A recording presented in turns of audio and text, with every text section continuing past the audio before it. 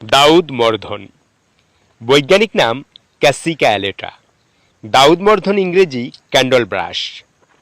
গুল্ম শ্রেণীর এই গাছ সাধারণত হলুদ পীতবর্ণের ফুলের সৌন্দর্য উপভোগ করতে বা ঔষধি গাছ হিসাবে সংরক্ষণের প্রয়োজনে বিভিন্ন উদ্যানে রোপণ করা হয়। আবর্জনার স্তূপে, পরিত্যক্ত জমিতে কিংবা রাস্তার পাশে আপনা আপনি জন্মগ্রহণ করতেও দেখা যায়। খুব দ্রুত বেড়ে ওঠে এই গাছ, সাধারণত 8 থেকে 10 ফুট পর্যন্ত লম্বা হয়। কাঠ মূল্যহীন, তবে কাঠ ভালো জ্বালানি কাঠ হিসাবে ব্যবহার করা যায়। অঞ্চলভেদে দাউদমর্ধন গাছের আরও অনেকগুলো আঞ্চলিক নাম রয়েছে, যেমন দাউদমর্ধন, দাঁত গাছ, দাউদ গাছ, দাঁতমারি গাছ অথবা কৃমি গাছ। তবে আরও অনেক অঞ্চলে অনেক নামে ডাকতে পারে, সেটা আমার পরিপূর্ণ জানা নেই। ক্যাসিয়া পরিবারের আরও অনেকগুলো প্রজাতি আমাদের দেশে আছে। এর একটি প্রজাতি হচ্ছে ক্যাসিয়া চোপড়া, যা আমাদের দেশে কালকাসুন্দে নামে পরিচিত। এবং হুবহুব দেখতে এই গাছের মতো আরও একটি গাছ রাস্তার পাশে পাওয়া যায়, তবে সেটি আকারে অনেক ছোট। এগুলো সবই ক্যাসিয়া পরিবারের অন্তর্ভুক্ত। এবার এই গাছের ঔষধি গুণাগুণ নিয়ে আলোচনা করা যাক।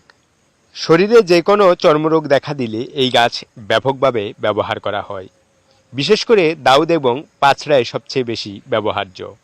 দাউদ দেখা দিলে দাউদমর্ধন গাছের পাতাকে থেতলে অথবা পাটায় বেটে অথবা অন্য কোনোভাবে রস বের করে সপ্তাহখানিক সেখানে সকালে এবং বিকালে লাগিয়ে দিন। এতে দাউদটা চিরদিনের মতো চলে যাওয়ার সম্ভাবনা আছে। অথবা পাতাকে জাল দিয়ে সেখান থেকে রস বের করে সেটাও লাগাতে পারেন। নানানবিধ চর্ম ও যৌন রোগের চিকিৎসায় দাউদমর্ধন গাছের পাতা, বাকল, শেকড়ের চামড়া ব্যবহার করা হয়।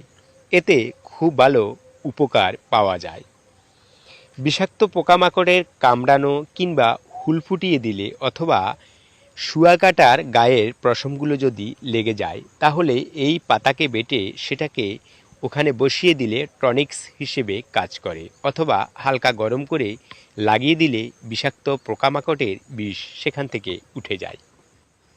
এরই সাথে খাওয়ার ঔষধ হিসেবে এই গাছের ফুল যদি পাওয়া যায় অথবা কচি পাতাকে সংগ্রহ করে কাঁচা হলুদ অথবা চিরতা অথবা কালো মেঘ দিয়ে ভালো করে বেটে বড়ি প্রস্তুত করে সেটা সকালে, বিকালে এবং দুপুরে খাবেন।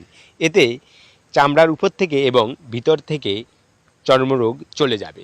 এভাবে ব্যবহার করলে আরও একটি বেনিফিট পাওয়া যাবে, তা হচ্ছে যদি কারো কৃমির সমস্যা থাকে তাহলে সেটা চলে যাবে।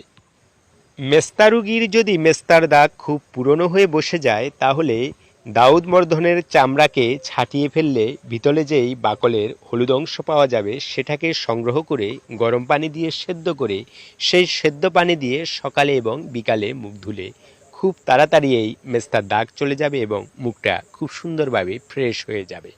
শরীরে স্কার্বি দেখা দিলে লেবুর রসের সাথে দাউদ পাতাকে বেটে সারা গায়ে লাগিয়ে দেন এবং গরম পানির সাথে মিশিয়ে প্রচুর পরিমাণে লেবু খান। যদি কারো শরীরে একজিমার সমস্যা থাকে তাহলে দারচিনি কিংবা কালো মেঘকে সংগ্রহ করে এই পাতাকে তার সাথে বেটে সেখানে একজিমার উপরে বসিয়ে দেন এবং 1 চামচ করে রস সেখান থেকে সকালে এবং বিকালে পান করুন।